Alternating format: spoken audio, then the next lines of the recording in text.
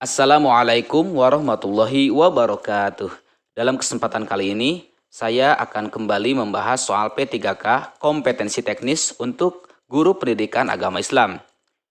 Soal yang pertama, yang dimaksud dengan qaul sahabi adalah A. Perkataan sahabat, B. Perkataan tabi'in, C. Perkataan tabi'it tabi'in, D. Perkataan mujtahid, atau E. Perkataan Rasulullah Shallallahu Alaihi Wasallam. Nah, kira-kira mana jawaban yang tepat? Baik, kita bahas ya. Secara bahasa, kata qaul adalah masdar dari qala yaqulu qaulan, yang berarti al-kalam, yaitu ucapan dan perkataan, dan bentuk jamaknya adalah dari kata aqwalun. Ya, qaulun itu adalah bentuk tunggal gitu ya, atau isim mufrad dari jama' aqwalun. Sedangkan kata sahabi dalam bahasa Arab sebagaimana disebutkan dalam Al-Misbah Al-Munir yang bermakna ar-ru'yatu wal mujalasatu wal mu'asarah. Jadi maksud dari sahabi di sini adalah penglihatan, duduk bersama dan bergaul ya. Jadi maksudnya sahabi di sini adalah yang pernah melihat, pernah duduk bersama dan pernah bergaul ya dengan Nabi Muhammad SAW. Nah, itu yang disebut dengan sahabi.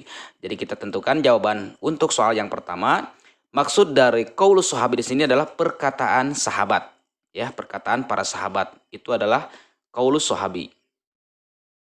Selanjutnya soal yang kedua, siapakah yang menulis tafsir Al-Manar? A. Muhammad Abduh dan Rashid Ridho, B. Muhammad Abduh, C. Al-Tantawi, D. Imam Al-Ghazali, atau E. Sidi Ghazalba. Nah, kira-kira mana jawaban yang tepat? Nah, di sini kita lihat ini adalah Muhammad Abduh dengan Rashid Ridho. Beliau adalah yang menulis Al-Manar, tafsir Al-Manar. Jadi tafsir Al-Manar merupakan tafsir yang paling modern yang diprakarsai oleh seorang pembaharu atau mujaddid, yaitu Muhammad Abduh bersama muridnya Syekh Rashid Ridho. Munculnya tafsir ini dilatar belakangi oleh keadaan sosial pada waktu itu sangat kaku dan beku ya, model penafsiran. Jadi kita tentukan jawaban untuk soal yang kedua, yaitu Muhammad Abduh dan Rashid Ridho. Beliau adalah yang menulis tafsir Al-Manar. Selanjutnya pertanyaan yang ketiga. Masa Khalifah Al-Makmun Bani Abbasiyah telah berhasil membawa lembaga yang mencetak banyak sarjana dan menjadi pusat penelitian intelektual Islam. Lembaga tersebut yaitu A. Baitul Lahmi, B. Baitul Ilmi, C. Baitul Hikmah, D. Baitul Ulum, atau E. Baitul Ikhwan. Nah, kira-kira mana jawaban yang tepat? Kita perhatikan mengenai pembahasannya. Abdullah Al-Makmun bin Harun Ar-Rasyid pada tahun 813 sampai 833 Masehi mulai memerintah Bani Abbasiyah ya pada 198 sampai 218 Hijriah ya. Ia adalah khalifah ke-7 Bani Abbasiyah yang melanjutkan kepemimpinan saudaranya Al-Amin. Untuk mengikuti perkembangan ilmu pengetahuan saat itu, Khalifah Al-Makmun memperluas Baitul Hikmah atau Darul Hikmah yang didirikan ayahnya Harun Ar-Rasyid sebagai akademi ilmu pengetahuan pertama di dunia. Baitul Hikmah diperluas menjadi lembaga perguruan tinggi, perpustakaan, dan tempat penelitian. Lembaga ini memiliki ribuan buku ilmu pengetahuan. Lembaga lain yang didirikan pada masa Al-Makmun adalah Majelis Al-Munazaroh sebagai lembaga pengkajian keagamaan yang diselenggarakan di rumah-rumah, masjid-masjid, dan istana khalifah. Lembaga ini menjadi tanda kekuatan penuh kebangkitan timur, di mana Baghdad mulai menjadi pusat kebudayaan ilmu pengetahuan dan puncak keemasan Islam. Baik, kita tentukan jawaban untuk soal yang ketiga, yaitu Baitul Hikmah. Selanjutnya soal yang keempat. Segala tindakan manusia tidak diintervensi Tuhan. Aliran ini berpendapat tiap-tiap manusia adalah pencipta bagi segala perbuatannya. Disebut dengan aliran A. Mu'tazilah, B. Qadariyah, C. Jabariyah, D. Ahlus Sunnah wal Jamaah, atau E. Ulama Salaf. Nah, kira-kira mana jawaban yang tepat? Baik, kita bahas ya satu persatu dari maksud Mu'tazilah, Qadariyah, Jabariyah, Ahlus Sunnah wal Jamaah, dan Ulama Salaf. Mu'tazilah adalah suatu aliran pemikiran Islam yang berusaha membahas masalah dasar-dasar agama dengan cara filosof dan menjauhi kemusyrikan dan menyesuaikan kepercayaan agama dengan akal pikiran. Kemudian yang kedua, Qadariyah adalah suatu aliran yang percaya bahwa segala tindakan manusia itu tidak diintervensi Tuhan. Aliran ini berpendapat tiap-tiap manusia adalah pencipta bagi segala perbuatannya dan dapat berbuat sesuatu atau meninggalkannya atas kehendaknya sendiri. Nah, jadi kita lihat ya pada soal yang keempat. Segala tindakan manusia tidak diintervensi Tuhan. Aliran ini berpendapat tiap manusia adalah pencipta bagi segala perbuatannya. Berarti kita tentukan ya jawaban untuk soal nomor 4 yaitu Qadariyah. Dan kita bahas mengenai yang lainnya di sini Jabariyah. Jabariyah memiliki keyakinan bahwa setiap manusia itu terpaksa oleh takdir tanpa memiliki pilihan dan usaha dalam perbuatannya. Itu ya Jabariyah, aliran Jabariyah. Kemudian yang keempat, Ahlus Sunnah wal Jamaah adalah kelompok ahli tafsir, ahli hadis, dan ahli fikih. Merekalah yang mengikuti dan berpegang teguh dengan sunnah Nabi dan sunnah Khulafaur Rasyidin setelahnya. Kemudian yang terakhir, paham ideologi Salafi, yaitu berusaha untuk menghidupkan kembali praktik Islam yang sesuai dengan agama Muhammad pertama kali dakwah. Salafisme juga telah digambarkan sebagai sebuah versi sederhana dan pengetahuan Islam. Baik, kita tentukan ya untuk jawaban soal yang keempat yaitu Qadariyah. Selanjutnya soal yang kelima. Pencetusan paham Jabariyah dalam ilmu kalam adalah A. Wasil bin Atha, B. Za'ad bin Dirham, C. Abu Musa al-Ash'ari, D. Abu Mansur al-Maturidi, atau E. Sa'ad bin Abi Waqqas. Nah, kira-kira mana jawaban yang tepat? Baik, kita lihat pembahasannya. Sejarah aliran Jabariyah dan pemikiran para tokohnya dari sisi bahasa. Jabariyah berasal dari bahasa Arab, jabara, yang artinya memaksa. Jadi orang-orang Jabariyah itu menganggap bahwa semua perbuatan manusia itu adalah terpaksa. Mereka meyakini manusia tidak memiliki kekuasaan apapun atas kehendak dan nasibnya. Segala tindakannya atau segala tindak tanduknya mulai ia lahir, bekerja, siapa jodohnya hingga ajalnya sudah ditentukan oleh Allah Subhanahu wa taala. Tidak hanya itu, selepas ia mati pun Allah sudah menentukan apakah ia masuk surga atau masuk neraka. Manusia tidak ikut campur sedikit pun atas takdir yang ia miliki. Maka itu Asy-Syaratasani pernah menulis paham Jabariyah itu menghilangkan perbuatan manusia dalam arti yang sesungguhnya dan secara mutlak menyandarkannya kepada Allah Subhanahu wa taala. Dalil faham ini berasal dari banyak ayat Al-Qur'an dan hadis Nabi Muhammad SAW. Di antaranya adalah ayat-ayat berikut.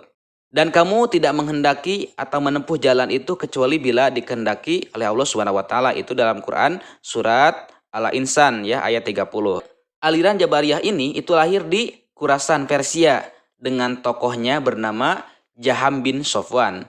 Nama lain dari Jabariyah adalah Jahmiyah yang dinisbatkan kepada nama Jaham bin Sofyan. Tapi sebenarnya aliran ini itu dicetuskan pertama kali oleh Za'ad bin Dirham. Nah ya, jadi sebenarnya aliran ini dicetuskan pertama kali oleh Za'ad bin Dirham. Barulah kemudian diteruskan oleh Jaham bin Sofwan. Jadi yang mencetus pertama kali adalah Za'ad bin Dirham. Kita tentukan jawaban soal yang kelima yaitu Za'ad bin Dirham. Selanjutnya soal yang keenam. Terminologi dari milah dalam Islam memiliki makna A.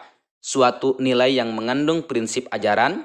B. Suatu nilai yang mengandung jalan hidup. C. Suatu nilai yang mengandung ajaran-ajaran tertentu. D. Suatu nilai yang mengandung hukum-hukum keagamaan. Atau E. Suatu nilai yang mengandung aturan-aturan. Nah, kira-kira mana jawaban yang tepat? Kita perhatikan pembahasannya.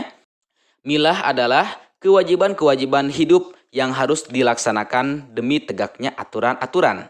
Nah, jadi di sini kita lihat milah adalah kewajiban-kewajiban hidup yang harus dilaksanakan demi tegaknya aturan-aturan. Berarti kita lihat ya pada soal di nomor 6 ini dan kita lihat jawabannya yang C ya, suatu nilai yang mengandung ajaran-ajaran tertentu. Jadi milah di sini adalah kewajiban-kewajiban hidup yang harus dilaksanakan demi tegaknya aturan-aturan. Oke, kita tentukan ya jawaban untuk soal yang keenam yaitu suatu nilai yang mengandung ajaran-ajaran tertentu ya, maksud dari milah itu. Selanjutnya soal yang ketujuh, siapakah tokoh pertama yang melahirkan pemikiran Mu'tazilah? A. Al-Farabi, B. Al-Kindi, C. Wasil bin Atha, D. Al-Baghdadi, E. Abu Hasan Al-Basri. Nah, kira-kira mana jawaban yang tepat? Baik, kita perhatikan aliran Mu'tazilah Itu artinya memisahkan diri ya, Mu'tazilah di sini. Muncul di Basra, Irak pada abad kedua Hijriah. Kelahirannya bermula dari tindakan Wasil bin Atha ya, yaitu pada tahun 700 sampai 750 Masehi.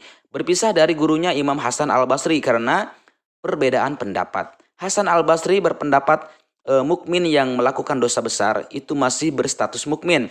Sementara Wasil bin Atha berpendapat bahwa muslim yang berdosa besar bukanlah mukmin, tapi juga bukan kafir. Nah, ajaran Mu'tazilah ini kurang diterima oleh kebanyakan ulama Sunni karena aliran ini beranggapan bahwa akal manusia lebih baik dibandingkan tradisi. Oleh karena itu, penganut aliran ini cenderung menginterpretasikan ayat-ayat Al-Quran secara lebih bebas dibanding kebanyakan umat muslim. Mu'tazilah memiliki 5 ajaran utama yang disebut usul al-khamsah, yaitu tauhid, keadilannya, janji dan ancaman, posisi di antara dua posisi, dan amar ma'ruf. Nah, jadi siapakah yang melahirkan pemikiran Mu'tazilah? Yaitu Wasil bin Atha ya. Dia yang memisahkan diri dari gurunya Imam Hasan Al-Basri. Selanjutnya pertanyaan yang ke-8. Secara terminologi, takwil memiliki arti A. Mengembalikan sesuatu kepada tujuannya, yakni menerangkan apa yang dimaksud. B. Memindahkan kalimat dari suatu bahasa ke bahasa yang lain. C.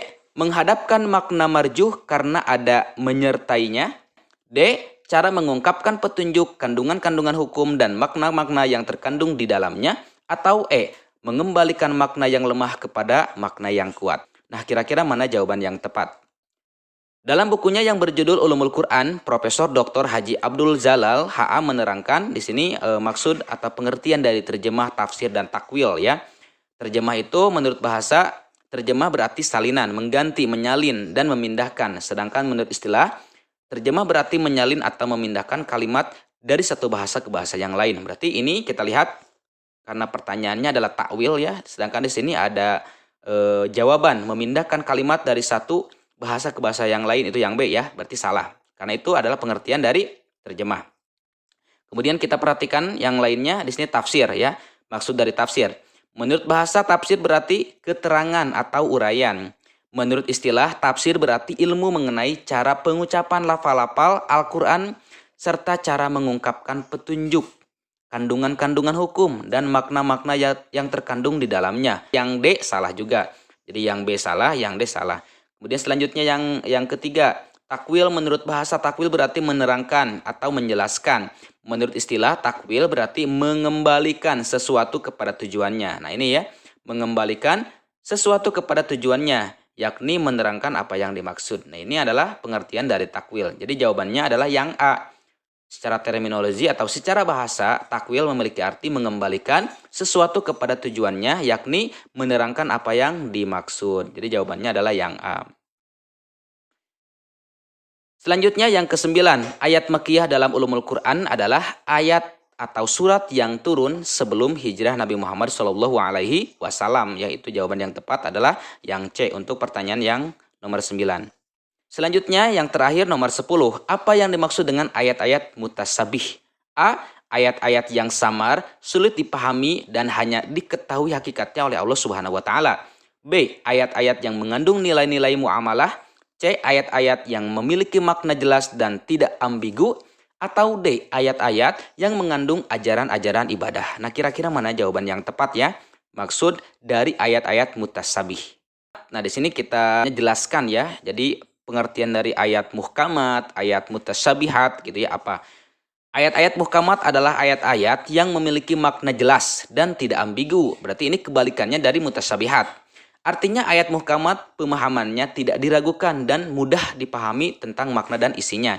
Contoh ayat muhkamat adalah yang berbicara tentang halal dan haram atau yang sama dengan hal yang baku tersebut. Nah jadi penjelasan-penjelasan yang bisa dipahami ya. Sedangkan ayat mutasyabihat adalah ayat-ayat yang samar, sulit dipahami dan hanya diketahui hakikatnya oleh Allah Subhanahu wa Ta'ala. Seperti sifat-sifat Allah, pemberitaan tentang hal-hal yang gaib, dan huruf-huruf muqatta'ah ya di awal surat Al-Quran. Contoh dari ayat mutasyabihat itu adalah ayat yang menjelaskan tentang keberadaan Allah. Misalkan contoh dalam Quran surat Toha ayat 5. Ar-Rahmanu 'alal arsy istawa, yaitu Tuhan yang Maha Pemurah yang bersemayam di atas aras. Nah, dikatakan bahwa Allah memiliki istiwa di atas singgasana. Nah, jadi mengenai ayat ini kita sulit sekali memahaminya. Bahkan akal pemikiran kita tidak sampai ke sana dan tidak ada penjelasan seperti apa gitu ya mengenai Allah memiliki istiwa di atas singgasana atau bersemayam di atas aras tersebut. Jadi itu kita kembalikan kepada Allah. Jadi hanya Allah lah yang mengetahui. Jadi kita tidak usah bertanya apa-apa. Itu cukup Allah saja yang mengetahui. Nah, itulah mengenai ayat mutasabihat. Jadi ayat yang samar sulit dipahami dan hanya diketahui hakikatnya oleh Allah Subhanahu wa taala. Jadi kita tentukan jawaban yang ke-10 yaitu ayat-ayat yang samar, sulit dipahami dan hanya diketahui hakikatnya oleh Allah Subhanahu wa taala. Nah, itulah mengenai penjelasan soal P3K pada video yang ke-6. Insya Allah nanti akan dilanjutkan pada video berikutnya. Sekian dulu. Assalamualaikum warahmatullahi wabarakatuh.